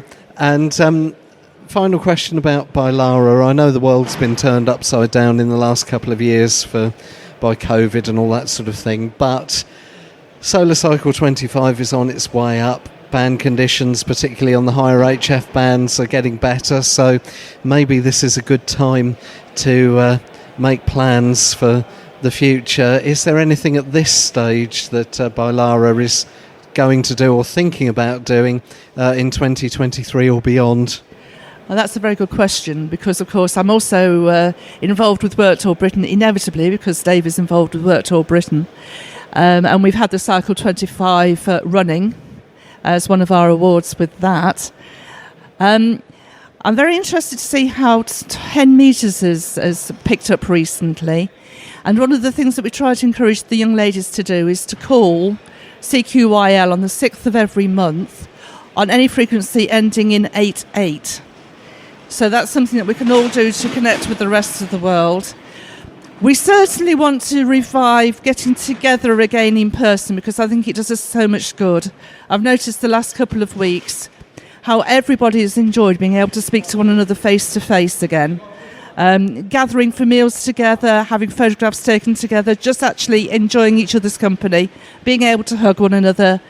It's been wonderful. And I think that's something that Bailara has excelled in. We do enjoy being sociable together, and I think we will try to encourage more of that. Certainly more on the air activity when we can, when people can't travel, but social events as well, because I think we excel in those. Wonderful. Well, I can certainly vouch for the presence of young ladies on 7188 on 40 metres. I've heard French stations in particular on that frequency. So going higher on 20 metres, it would be, 14188 or 14288? Well, 14288 I would probably use, but yes, absolutely. Okay. As I say, any viable frequency ending in 88 on the hour, please do so, because it just helps to encourage that doves of peace moment between us. I think we all need to speak peace. I'm thinking about the BBC quote of "Nation shall speak nation, peace unto nation," and I think it's so important. So on 17 metres, that would have to be CW then at 18088, I guess, because the band isn't big enough. But that's a wonderful idea. And our calls from gentlemen welcome as well, or is it a case of you'll talk to them if there are no ladies calling in, but if ladies do call in, then they have priority? I think the idea of the CQYL on the hour is specifically YL, but of course we encourage people to YLs to speak to OMs. I know that the OMs like the females to be on the air. They like us to log for them, but they also like us to be on the air. And I remember years ago when we were doing contests, there was a certain 10 dB gain if you put a YL on the mic. So things started to get a bit quiet. It was, "Judith, can you just come on the air for a minute, please?"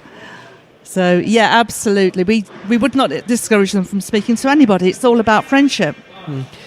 It shouldn't make a difference, really, should it? Because as I've heard some people say, question, what do you call a female radio amateur? Answer, a radio amateur. So in some ways it doesn't and shouldn't make any difference, but in your experience it clearly does. I think because we are a little outnumbered, sometimes it can be daunting. So if you have female-to-female contact first, maybe it just helps to soften the blow. And a lot of the ladies, of course, are married to other radio amateurs, so they're used to speaking to the men. It's not a problem. Well, I'm sure that we all wish Bailara well.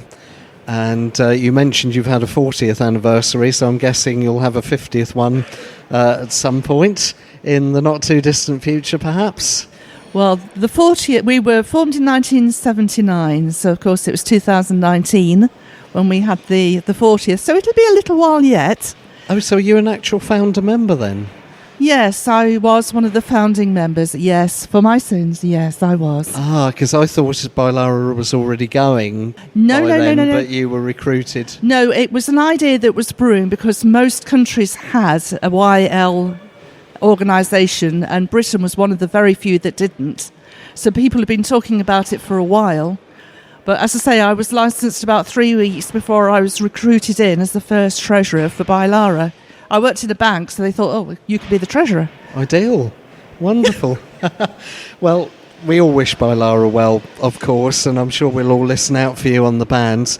Moving to your other hobby within the hobby, you've mentioned Worked All Britain. For people who perhaps don't go on 40 metres and listen around 7160, what on earth is Worked All Britain? Well, that's where you need to speak to my husband, really. Formed in 1969 by John Morris to encourage friendship across the country and knowledge of the country.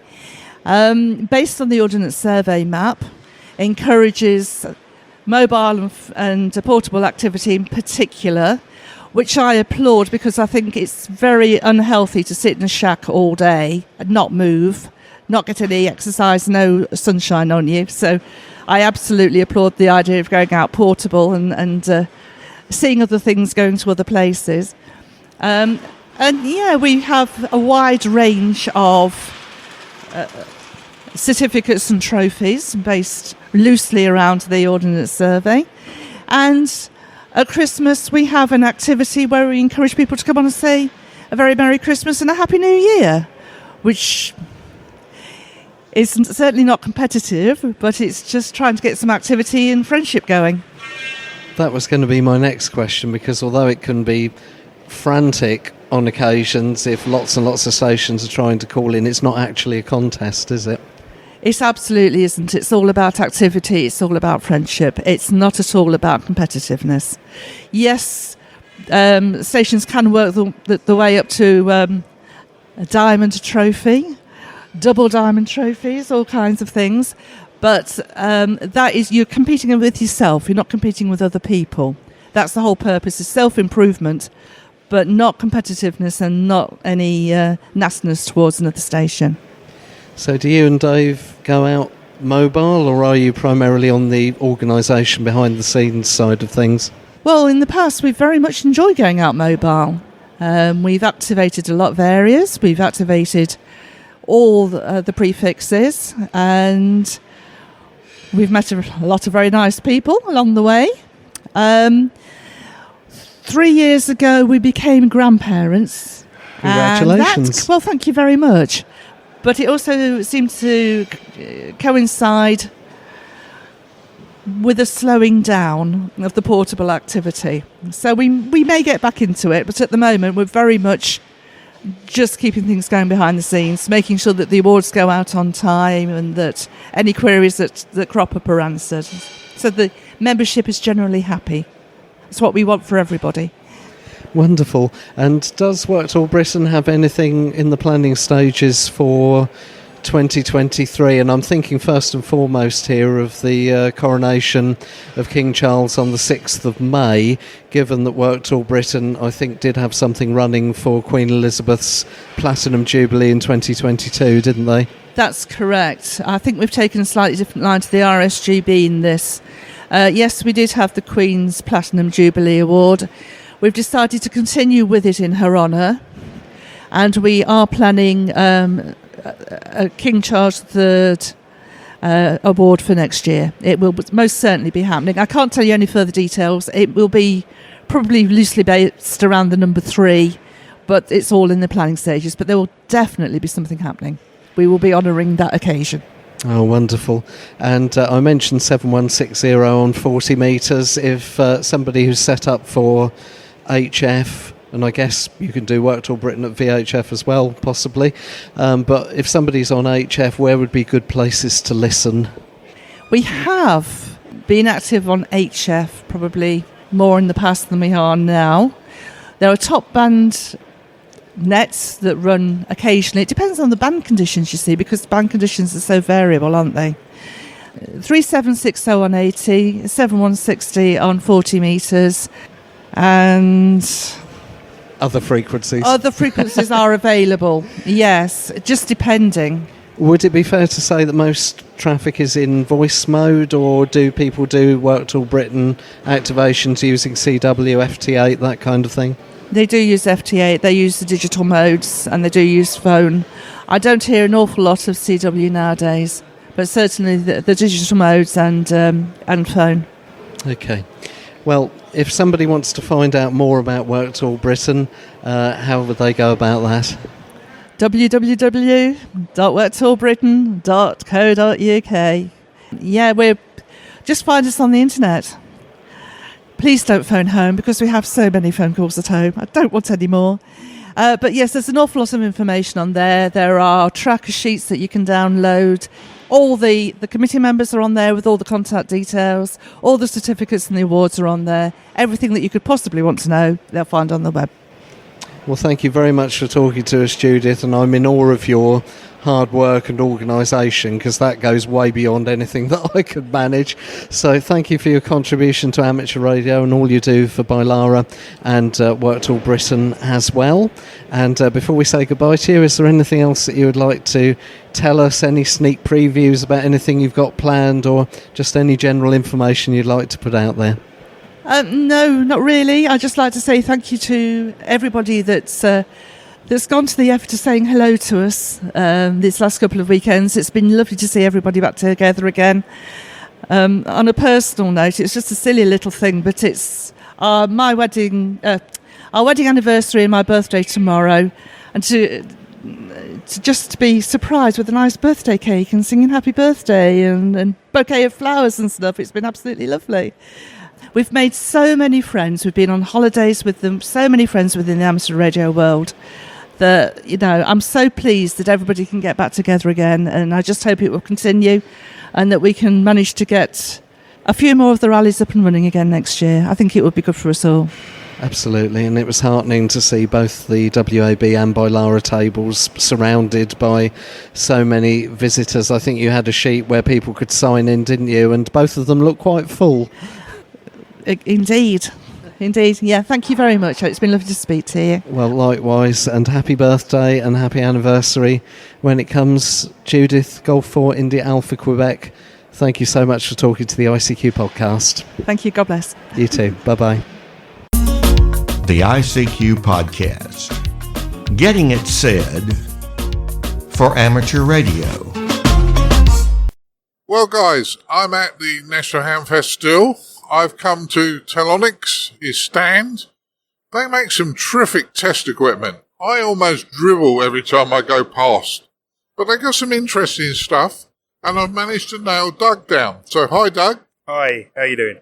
We're doing well, and you got some really good pieces of equipment here, I'm sure. We do. So we got brands from Siglent, Rigel, Techbox, Bryman, SensePeak. We're spoilt for choice, really, with what we've got. So we can offer our customers pretty much everything that they're looking for with test and measurement. Yeah.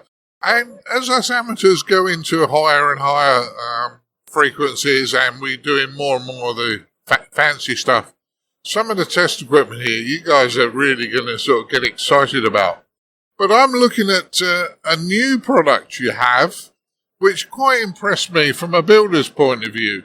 So, Doug, tell us about this new product. Yeah, so this is a new product to us from a Danish manufacturer, SensePeak, and it's branded PC Byte, and it's connection kits for PCBs.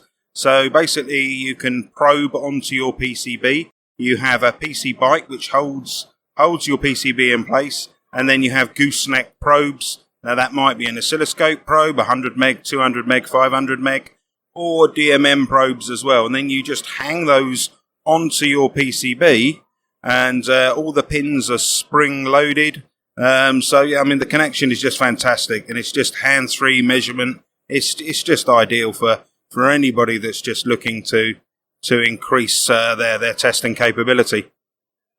Yeah. Well, as I say, I'm looking at one now. It looks like you've got a metal base. Yeah. And on there you have like pillars, which you can put anywhere on the magnetic base. they're magnetics, they go onto the base, and then you have a connection where you can just slide your PCB into a holder, and that holds it in position for you while you're testing. There's a magnifying glass, there's all sorts of things, and really this is going to be a great device for fixing small PCBs, in my opinion. Absolutely, I couldn't agree more. I mean, you described it really well. There it is. So you get yourself a metal base plate, an insulation piece, and then these knurled PCB holders, which are spring-loaded, and you clip your PCB into those, and then just hook up your scope probes, and everything is held down with the weight in the tip end of the gooseneck, and it's really, really good. So if anybody's interested, then please visit our website, telonic.co.uk, and have a look at our PCB holders. Yeah, now the one you've got on display here is holding a board a little bit bigger than a Raspberry Pi.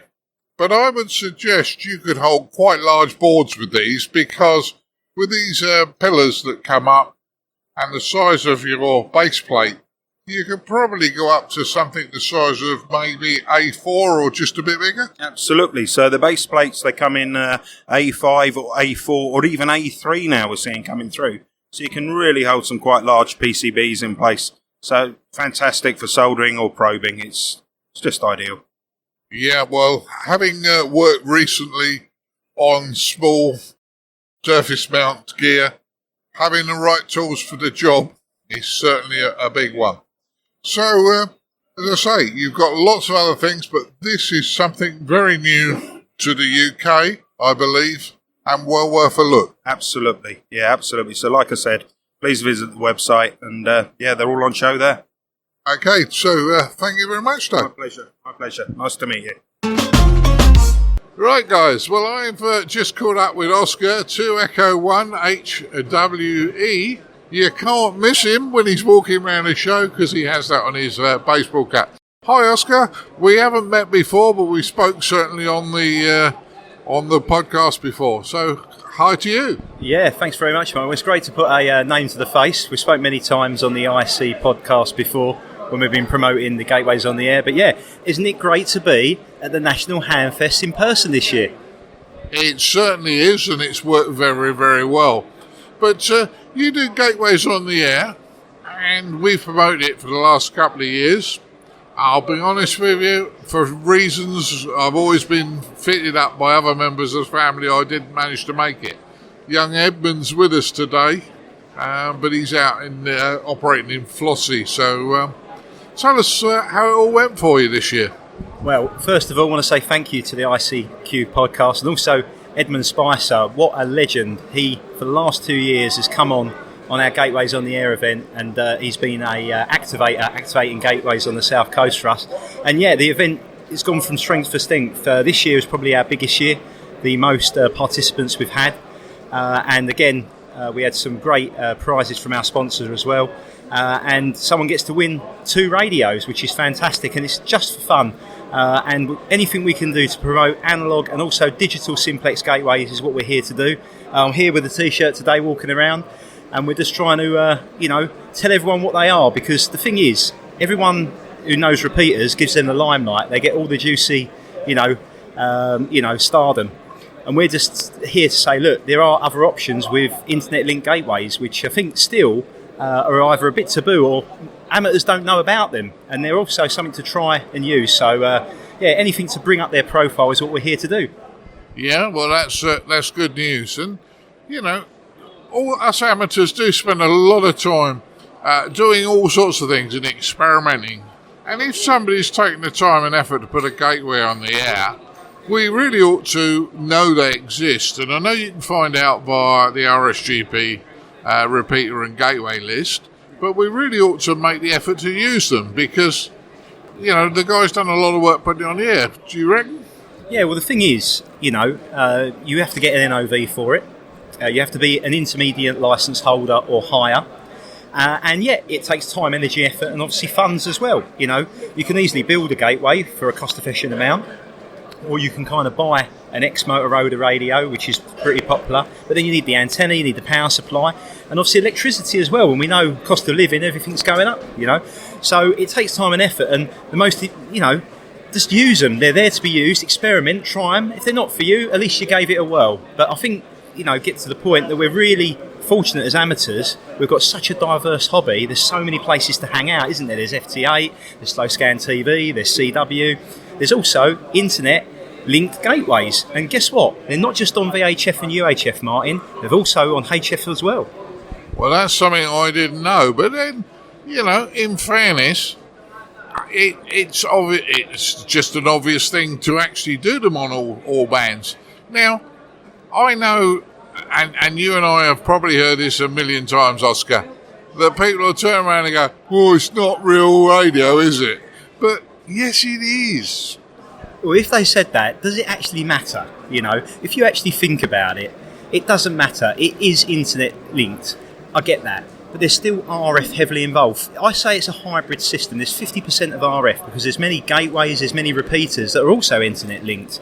The Gateways on the Air event, which is in June every year, is hosted by the Freestar Network, which is a national and international amateur radio network, which is accessible on all modes, analog and digital. It's one of the only networks where you can get in every single mode. Even P25 and M17 is covered. So it's very inclusive. And all I would say to you is there is still definitely a heavy RF link there. I think there's a misconception in the hobby where people think because it's internet linked, it must be a hotspot, it must be digital. No, we're talking about analog simplex. That's what a gateway is, analog or digital simplex frequency. There is definitely 100% RF involved. So it's a hybrid system. There is definitely radio involved. If there wasn't, I wouldn't be interested. So, yeah, in fairness, what you're saying, though, is if you've just got your licence, and let's face it, if you're a youngster, your parents have just bought you your first handy-talkie, and maybe it's a Belfang UV5R and a lot of you are starting to spit blood, but there's nothing majorly wrong with them. It don't go very far. So you try repeaters, but why not have a look for a gateway in your area? Because that's another option to get you further. What we take for granted, especially a lot of full licence holders, is at that stage you've got the big antennas, you've got the big radios, you've got all the bands covered. However, just remember where you were when you started, when you come in. Not everyone's got that financial resource. They've not got the space for an antenna or the height or the location, the geographical place where they live. So if there is a gateway in your area, or an internet link repeater, for example, they can also be in there, you're going to get your signal out to a lot more people, even on a handheld. And I think that's where we should be more sympathetic and understanding on these internet links, because they do provide a service and they are helpful for people who haven't got the space and the antennas or the power, Martin, the power, especially as a foundation 10 watts. So there's definitely a gap in the market that's untapped. And also it isn't just the young people and the new people. We also probably get more people use it who are of older age, people who are going into sheltered accommodation, people who now are at an age where they can't get up on a ladder and put an antenna up, or they live in a conservation area or a care home or whatever the situation may be. And then people still want to enjoy their hobby, but they can't the conventional way. So a hybrid system, a gateway or a digital link repeater fills the gap and they can still enjoy their hobby. And then I can't see how that's a bad thing. I really can't. Yeah, well, I'm glad you mentioned sheltered accommodation and, nursing homes and things like that. I've actually worked in a nursing home as a maintenance guy for a short period of my career. And in fairness, there is no way they're going to let you put up a big antenna, HF antenna in your backyard. And,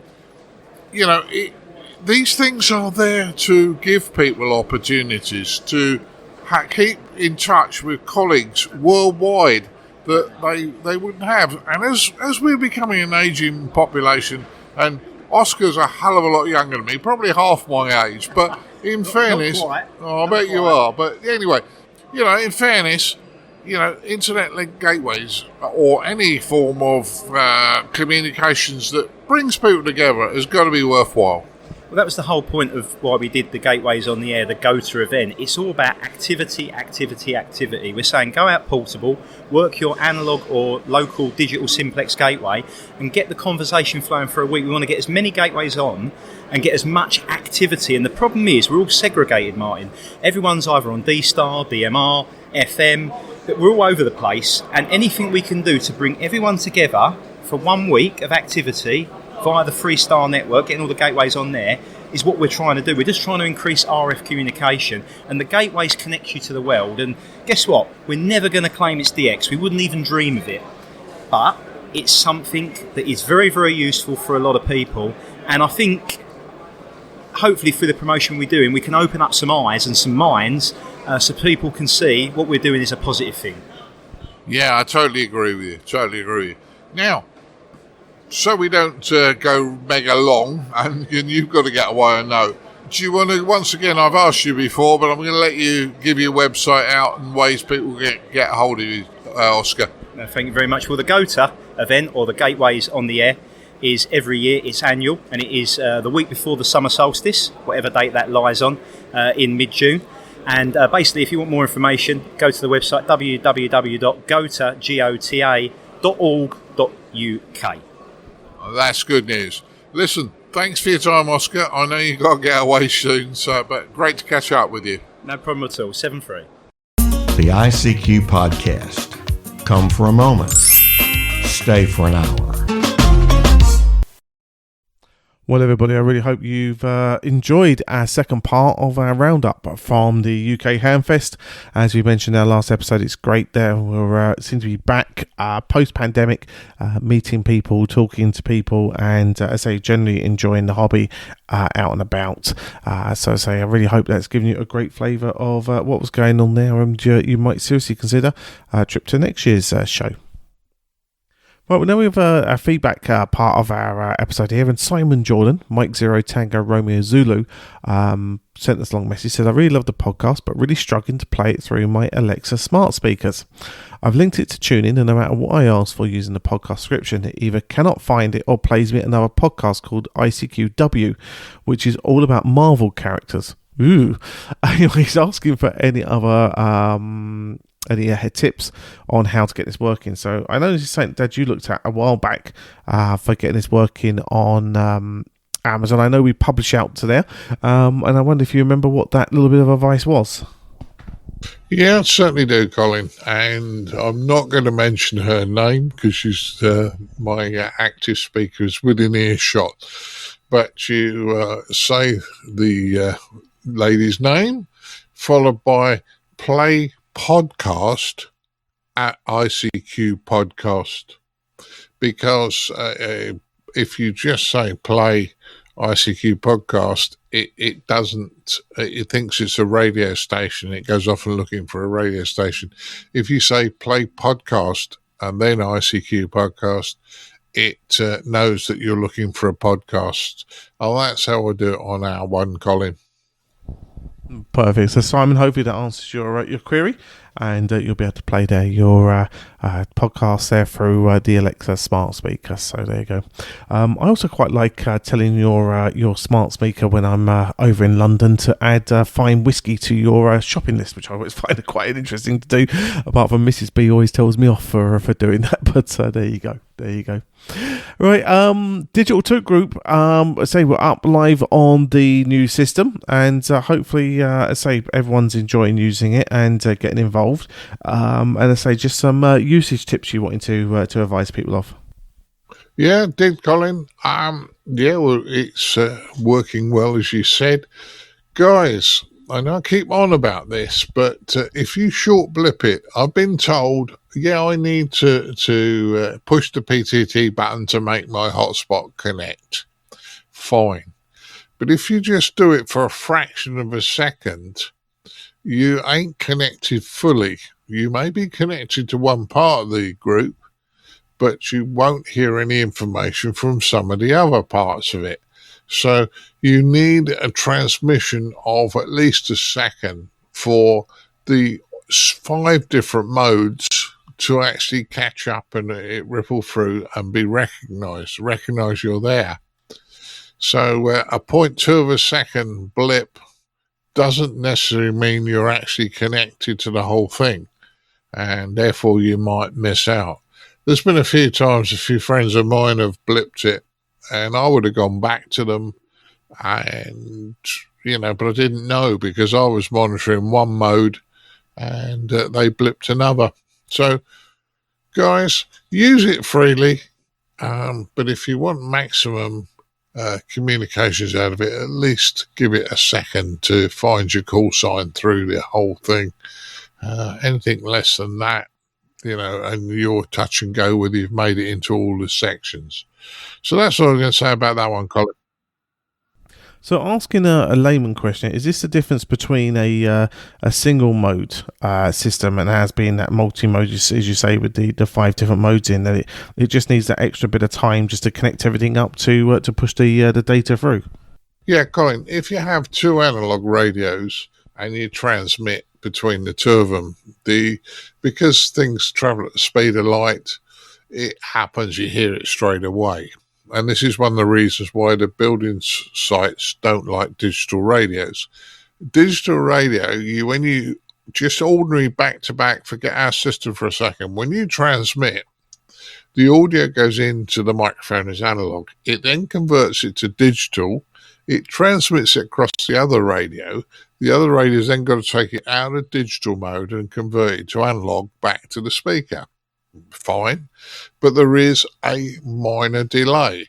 Now, if you're half a mile up the road, you have no idea about that delay, but it's about a second or so delay. The other thing is, but if you're next to me or in the same room, you hear that delay. Now, that's just individual, back-to-back, nothing in between you. If you then throw into the mix that when you transmit into our talk group, you're not only going into a repeater or a hotspot, that hotspot's got to connect across the internet to a server in London Docklands, which is where our device, our main server sits in a data center there. That then, if it requires D-Star, it then gets the D-Star transcoder is actually fitted in a place in Carshalton, which is about 12 miles from the Docklands. So they may require to come across to pick up D-Star stuff, and then it goes back to Docklands and back out to you. As you saw, it's not a mega delay. But there are delays between the different modes. And if you're monitoring one mode and another, bearing in mind we're doing a lot of processing and in between. So there could be a 1 to 2 second delay between, say, DMR and D-Star or DMR and Fusion. That's not a fault. That's because there's a lot of processing going on. So if you don't give it time to settle, you might not be in the whole thing. Does that help, Colin? Yeah, and I'm sure it'll help everybody else that does understand why just a basic blip SA causes some problems. So, thanks for the explanation, and hopefully that helps everybody from there. Right, well, as always, we'd like to thank our monthly and annual subscription donors that continue to help us pay our way and keep us going on the internet there. And as always, you can consider a donation, either a one-off or a subscription donation to keep your podcasts alive and kicking and doing what we do by visiting www.icqpodcast.com/donate. It's a very simple concept. It's called the value for value concept. You just think of the value you got from the show, turn that into a monetary value, and then select either one of the options we have there for you, or choose your own and set that up and send it our way, and we'll be greatly appreciative for you for doing that. We'd also like to thank Dan, Kilo Bravo 6 November Uniform, Caryn, Kilo Delta 2 Golf Uniform Tango, Edmund, Mike 0 Mike November Golf, and Ed, DD5 Lima Papa, for taking part in the news round table. Right, well, I just think that just about rounds up this episode number 389 of the ICQ podcast. All that's left to do is to do that very important task we do every fortnight, and that's make Mrs. B a cup of tea and find her a nice treat of a chocolate biscuit in the cupboard if you can. We certainly will, Colin, but just as a quick side, on the 20th of December, Mrs. B and I are planning to be at the Cats Bazaar in Causden in Surrey. On the Sunday morning, there's a rally going on there, and we'll be there as ICQ and a few other ICQ presenters. So that's what we're looking forward to doing. So now I'm going to go make Mrs. B that nice cup of tea, and we'll go from there, Colin. We'll do. Well, I say 73 to you, 73 to someone else, and I'll catch you again in a fortnight's time. 73's all. Yeah, 73.